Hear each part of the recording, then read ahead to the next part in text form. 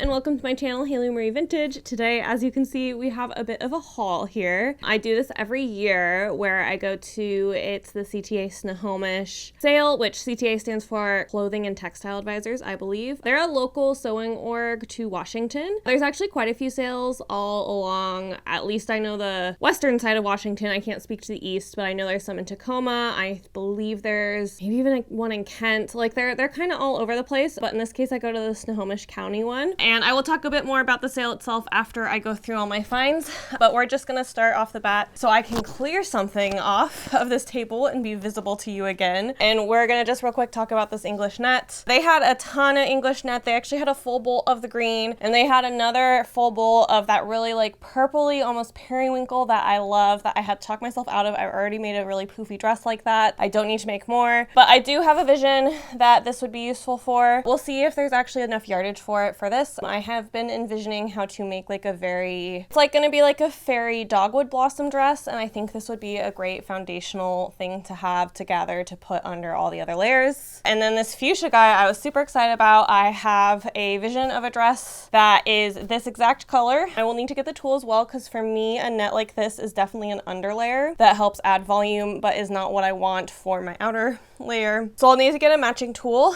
but this will be perfect for a very poofy skirt under that, or a lot of ruffles, I don't know. And then last will be this light blue. I don't really have a vision for this, but light blue is a color I'm drawn to. I actually have a lot of fabrics in light blue for gowns in my stash, so I think I will be able to use it. And all of those I think are gonna end up being like $5. I guess I should have like started off the bat with this. All of this fabric that I'm showing you was $48 plus a $20 early entry fee. Everything was like really darn affordable. This sale is always really affordable, which is why I go to try new materials. I go to find very specific materials. Actually, usually I don't look for netting, so that was an exciting extra bonus. But yeah, this is a sale that I go to looking for kind of specific things. So we're gonna run through this stack now. They sell everything by the pound, and I bought 24 pounds, which is all of this stuff, which was like that 48 because they charge $2 per pound. So it's a phenomenal sale. If you're local to Seattle, I highly recommend you check it out. But yeah, I'm gonna real quick do some shifting, and then we'll jump into these guys. Alrighty, we now have you pulled in so you can see my beautiful face, but more importantly, see the fabric a little bit more close that I'm about to talk through. First up, one of the big things that I look for is knits at this sale. I still have a bunch of knits from last year's sale that I haven't sewn yet, but I have plans, I have patterns. I just need to stop being afraid of my serger. Goals, I have a sewing retreat coming up in October that I, by then, am requiring myself to learn my serger, even if I have to be in a room full of 10 people to do it, because I know I will absolutely like just go through these knits so fast once I have that figured out.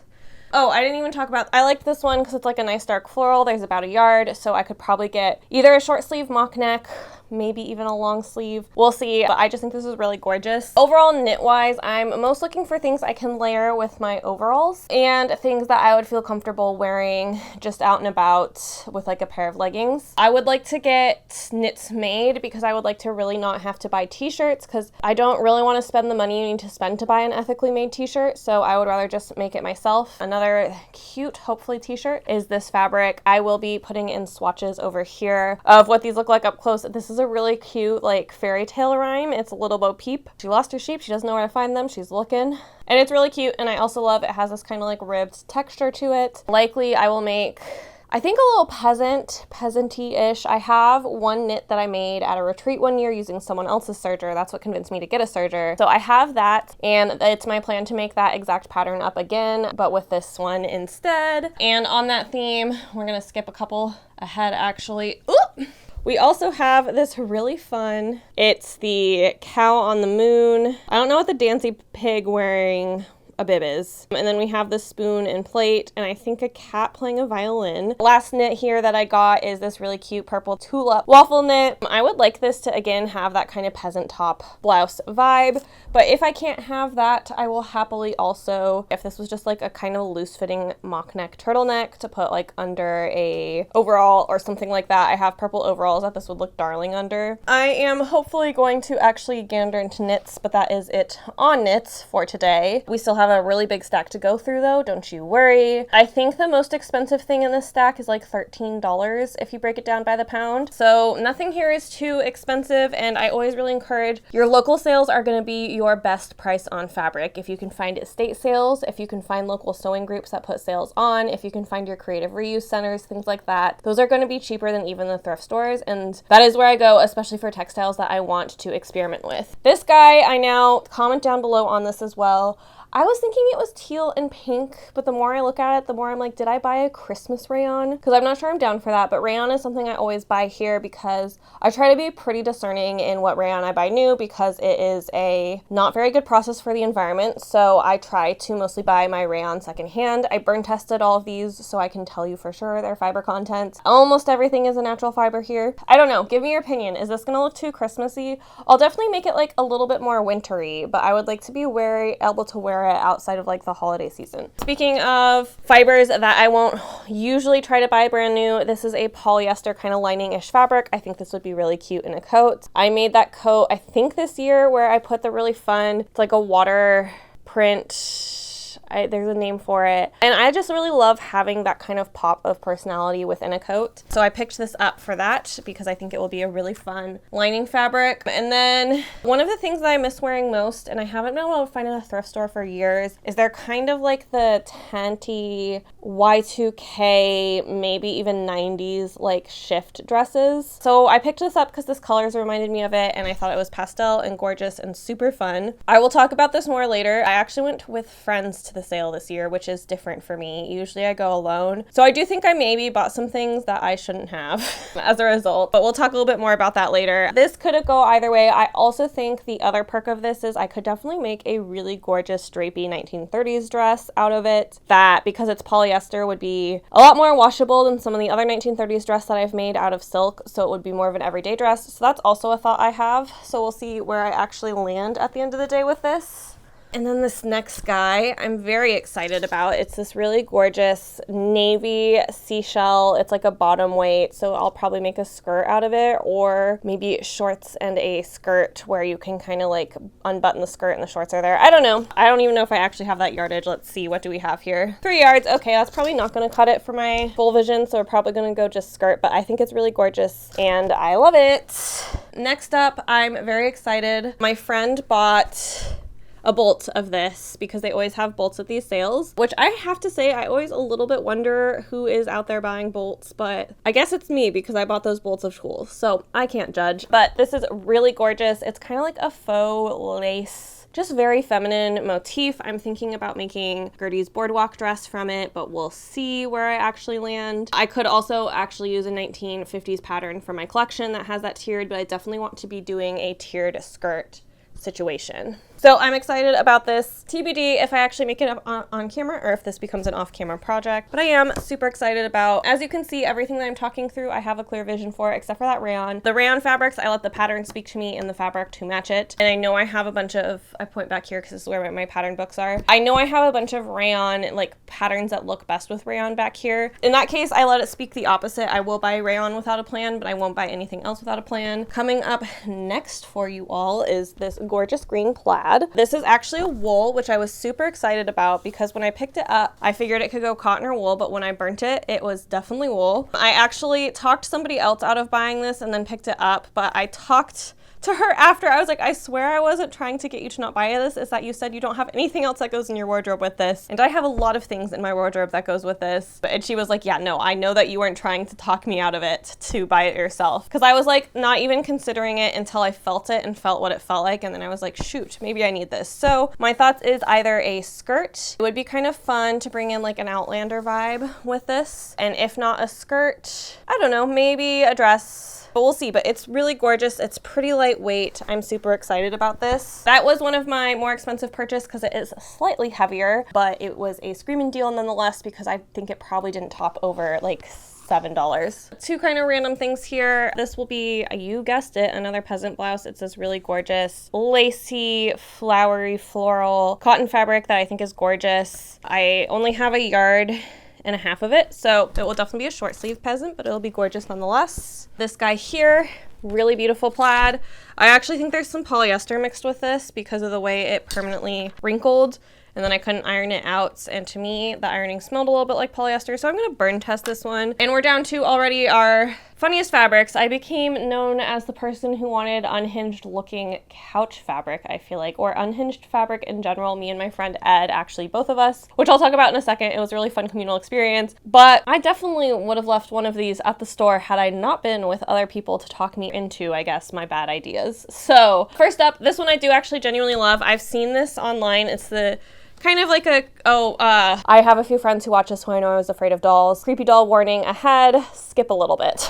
But this is actually kind of a creepy doll tapestry woven. So I'm thinking of making a little creepy doll, either vest or corset or bustier. I don't quite know exactly what I'm making out of it, but I think these are so funny. In fact, some of the dolls are holding dolls. There's dolls holding teacups. It's definitely a doll tea party happening. You can kind of see it over here. Super fun. I don't have a lot, so I think it will have to be paired with something very strategically. But nonetheless, I am excited about it. And then the most unhinged and silliest thing I bought is this Santa tapestry. I don't know what I was thinking. I mean, I do know what I was thinking. I still see it in my brain. Santa overalls or a sexy Santa corset. Both are upsetting. Both are a choice. Both are likely a choice I'm going to make this holiday season, because I definitely want to get this done for this holiday season if that's what I'm going to do. I do think I have enough for a pair of overalls. And I was like, you know what? If I don't have enough for a pair of overalls, I'll just make a pair of shorts. What am I thinking? It's December. It's Christmas. Hopefully, yeah, I have enough for a pair of overalls. But this is just a very silly purchase. Spooky, are you sitting on my fabric stack? What's going on, little goober? Okay. Also in the unhinged couch fabric department is this gorgeous, it is unhinged, but I think it's beautiful. Although I don't know if it's quite right on my skin tone, but I think if I wear the right blouse with it, it will be fine. This I definitely envision as a pair of overalls. It's this really fun sun and moon and all the planets are here. It's basically a solar system pattern. Super nerdy, super Miss Frizzly. I think it's so cute. In fact, actually I should probably look at what Miss Frizzle has worn to, I don't know. This could be a really great case for actually doubling as a cosplay. So we're gonna look into that because I am right now thinking about cosplaying a little bit more on this channel. But again, I want to be super intentional and make sure the things that I'm making I can also wear in my real day-to-day life. So with that in mind, I got your tail. Sorry. My brain is everywhere today. But yeah, with that in mind, I might see what Miss Frizzle wore for her solar system things and make a decision around that. If not, they'll just be overalls, which I am excited on. Spooky, if you hop on that stack, it's gonna tip. I was gonna be willing to let the audience find out what that looks like. You're so silly. I love you too.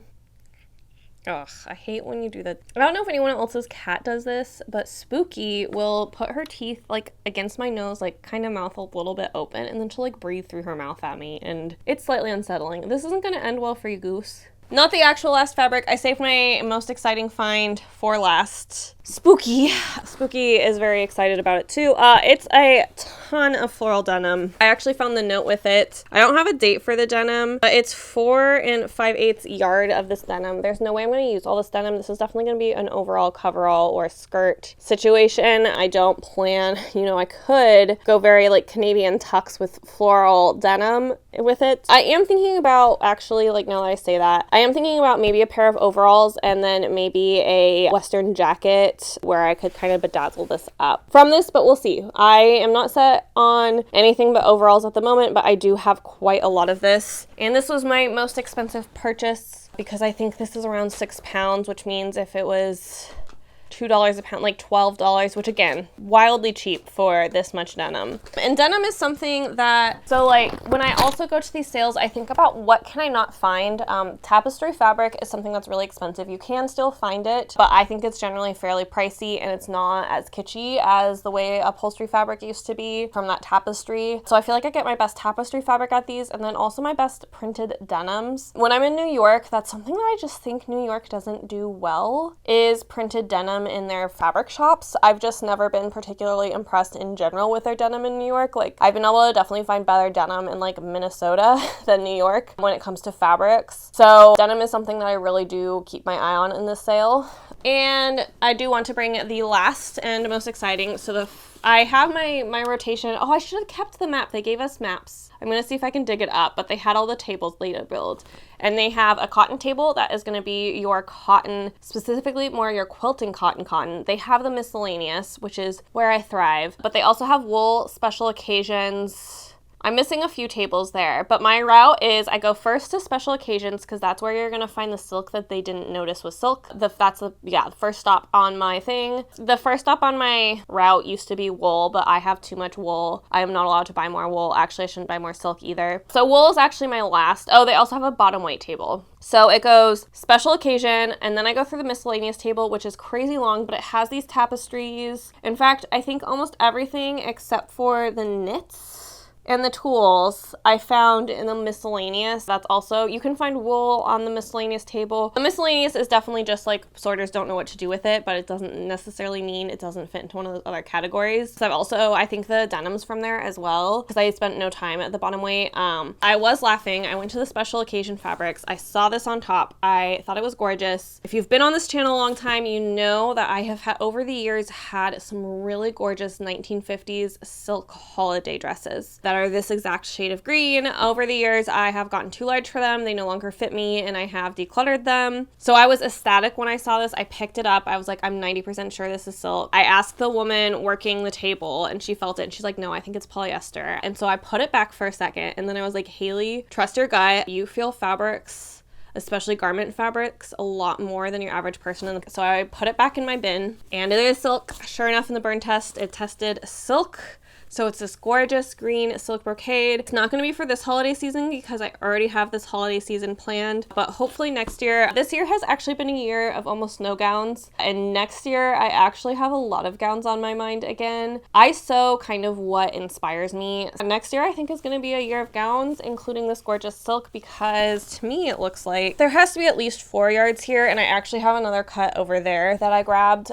But yes, I was so happy about this find, and I'm so happy I trusted my own gut. If you touch fibers a lot, because I was pretty sure that green one I picked up was wool, I was actually able to correctly guess every single one of these except for that plaid, which again, I still need to burn test, but after ironing it, I'm like 90% sure it's polyester. So yeah, once you get to know your fabrics, trust your gut, especially when you're at these sales, when you're at the thrift store and you can't do a burn test, because a burn test is truly the only way you're gonna fully know. Well, and even with a burn test, there's a certain amount of guesswork. At bare minimum, with a burn test, you know natural versus, I was gonna say unnatural fibers, not fabricated. Whatever the word, you know what I'm looking for. But yes, I was super ecstatic about this silk. This is my highlight of the sale, although I will say everything I got here I really love, except for maybe the questionable decision of the Santas. I'm just going to talk a little bit more about the sale. If you don't care, go ahead and hop. I will not be offended. I just wanted to talk a little bit more about this year. For me, the sale was very much a community event versus past years. The sale for me has been a get in, get my stuff, and get out. What I will say the difference is I actually think I buy a lot less when I'm get in and get out. So I always go for the early bird because it's more sensory friendly. It does cost extra money, and that is not ideal. So if you're really on a budget, you're not going to do early bird, but I like to go early bird, which in this case, it costs $20. So I'm actually adding that $20 into my weight cost, which adds almost an extra $1 per pound. So I guess everything there you saw, technically $68 and not $48, but that's because I'm just counting that early bird. If you have weird taste like me, you'll be okay going in the later as long as you get there early enough. But yeah, for me, sensory wise, I will put enough video that I took of what it looks like once everybody's in, and it's crazy versus the early bird people. It's a lot smaller. This year they used a high school gym instead of a church, or maybe it was a middle school. I can't quite remember. I much preferred that for a lot of reasons. Churches for me pretty triggering. Also, like, the church would like always like host a bake sale, which like is sweet, and I do think churches are community. I just think like I personally am so scarred from my experience with the church that it just leaves me feeling uncomfortable, quite frankly. And so I think I just also felt like a lot more ease in the high school than I did at the church. But I met up also with 4 friends, and then because I got there, because early bird in the past had been you had to email them to get your early bird tickets, and they actually had a limited number of tickets, but because the high school gym was a lot bigger than the church gym, I don't think they limited it this year. So instead you just had to like show up. We showed up at 8 and it opened at 9. I don't think there is a ton of benefit in showing up super early. I asked the volunteers, the first person in line was in line at 7. I think honestly if you're there around 8 you'll be pretty early in, but But at the end of the day, I don't think it matters that much how early in you're going unless you're really targeting something. And even then, everybody wants something so different at these sales. But yes, sorry, I am prone to ramble. But yes, I met up. So we had like kind of fun, chatty in line, and the woman in front of us, she said hi. She was out and about after she had been caretaking for her husband for a bit due to an injury. So she was really excited to see people, and we chatted with her, and it was great to get to know her. And it just felt, I will say, these lines always feel fairly community oriented. I think sometimes I may be just less open to it because I'm there solo, but because I was there with a group of people and planning on socializing, because I think that's it, is that I either come in social mode to shop, or I come in like I am here on a mission and I cannot be bothered. And I feel like I was much more open to socialness this time. So we talked a lot, and then it was fun because once we went in, kind of at the tables, I always ask other people what they're looking for because I'm super happy to throw it their way if it's something I know I don't want. I mean, I think people can get weird about that, but I will say I've always had a really good experience at the sale being open about what I'm looking for and asking people what they're looking for to show them, because these are just like piles and piles and heaps of fabric to dig through. So you're not going to be able to see it all. So if you have other people kind of keeping their eye out for you, you're going to be a lot more successful. And that is why I was so successful this year, is I had those 4 friends who were kind of keeping an eye on things that they thought I liked. And then I also had all these random people who I talked to who are like showing me the most unhinged novelty, kind of silly things they were finding. And it was really fun. I talked to so many people. I learned so much about what other people were sewing, and it definitely just felt more communal. But it was definitely like significantly less efficient, which is just kind of something I feel like I'm understanding more and more, that community isn't efficient. I'm like a very efficient oriented person. So that can be actually kind of a hard thing about community for me, is the fact that it is not an efficient way to exist, but it's better. I had so much more fun. I had a lot more joy. This was like an experience instead of just a sale for me, and I felt more connected into my community. And also the CTA, they use this sale to raise funds for scholarships for kids to be able to learn to sew. But the money goes to a good cause and goes to keeping the art of sewing alive. But yeah, no, I had fun. And then I went to brunch after with my group of friends that I came with. We went to an Irish pub for brunch, which I was skeptical of, but it was delicious. And then after that, I went over actually to one of my friend's house. I got to see her sewing space. She's actually here on YouTube. I'll link her channel down below. You might get to see her make up the matching dress of mine. I think we both are thinking we're gonna make the boardwalk dress. After that, I went out for flower picking with a friend, and then I went home, so it was a busy day. But it was a day full of community, and that was really fun and just kind of different than sometimes in the past I've treated these sales. And I think in the future, the biggest reason I will go is the community experience. I actually really don't need any more fabric. In fact, I could have done with buying less, but that's okay, because all of these I have a clear enough plan for that hopefully they'll get sewn up, especially because this year my health has been so much better that I've been able to sew a lot more. So I'm hoping I'll get to sew these guys up. But yeah, that's enough of my ramblings and ravings of a person who is discovering the benefit of community over efficiency. So with that, I will see you next week. I believe I am doing my Shirtwaist September. But yes, I will see you next week at 8 a.m. ish Pacific time. Bye!